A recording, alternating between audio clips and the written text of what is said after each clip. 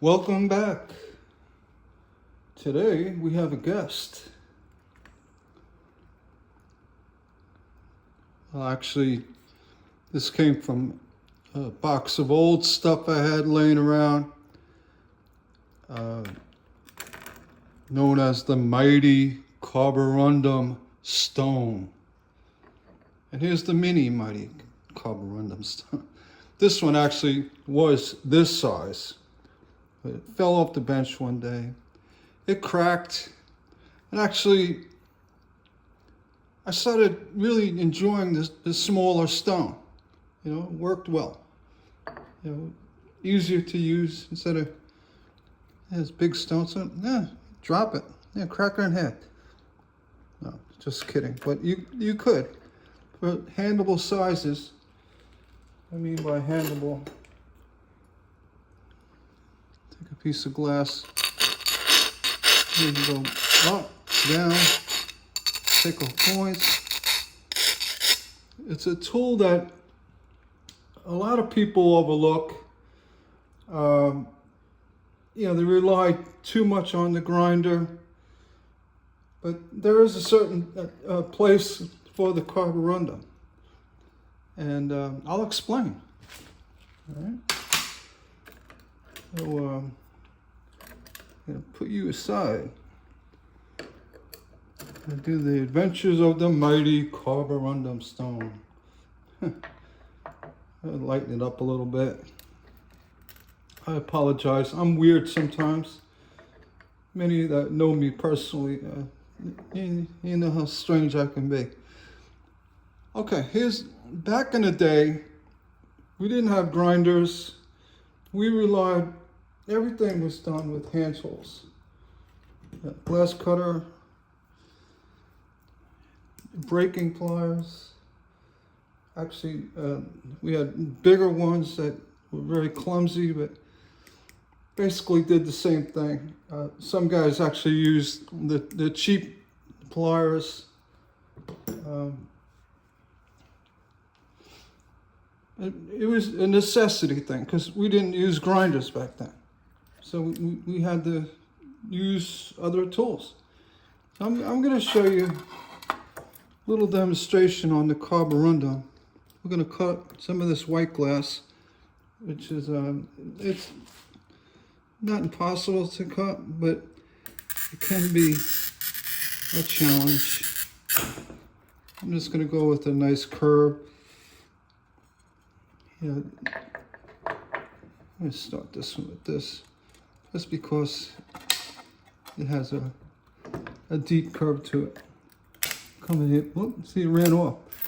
That's all right, because that's going to help with our Did I do that? Actually, I think that's where we intended it. Whatever. Put that glass aside. In the event, let's see, I was hoping that, well, let's try it again.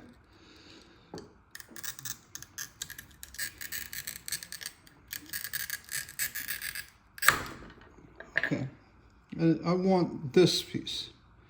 So if I break this, there we go, we got it to break like that. It's going to leave you a little area that, you know, if you don't have a grinder, you can just see, I got up close, and I cut myself. That little point right there, little point in the glass. There are different ways of getting rid of that. You could take your pliers and kind of knock it down. You could check to see where the chip is. This one's toward the back. If you try to use the grouser and knock it down, you're not going to. You want to avoid using the grouser in this direction and coming upward, because you could chip your glass on the top. So the best alternative, the solution is the carborundum stone. You take you take it by gently on an angle, shaving back at that point. And it's done like this. You can go down. This is a brand new stone, so it's aggressive. Up to side. Basically, you're filing down the glass.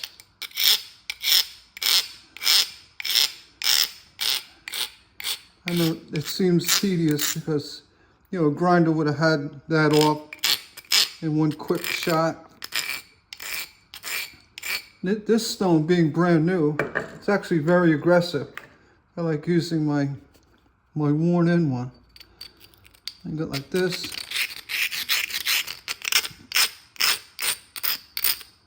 You take off points.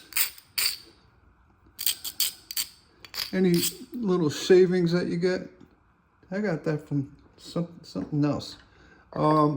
That's it. It's like the mighty Carborundum. And if you're into hand tools, if you want to try to broaden your skills or become more proficient at cutting, rely less on the grinder, that's pretty much the goal. I mean, the grinder is a great tool, but at the end of the day, it's you really shouldn't rely on it for everything. Especially if you just need a little touch-up, little removal of glass points. You know, we discussed the grouser with the curved jaw, how you use it for the top of your glass. I'm gonna grouse off this point. So it's gentle squeeze, and going down, you can take off the point, like that. It's not intended to go like this, because you're gonna chip the top of your glass. All right, so grouses, for grousing, it's always curved side up. For breaking, you know, flat side up. And for breaking, flat side up. All right. Carborundum. You can go back and forth. But you can gentle pressure it until you remove all the shards that pop up on the back. If you're cutting glass, say something with a ripple in it, you see the back of the ripple has a lot of, it's almost like a serrated edge. And then after you cut it, you want to get rid of that. So again, you take the carborundum, you know, back and forth, up and down.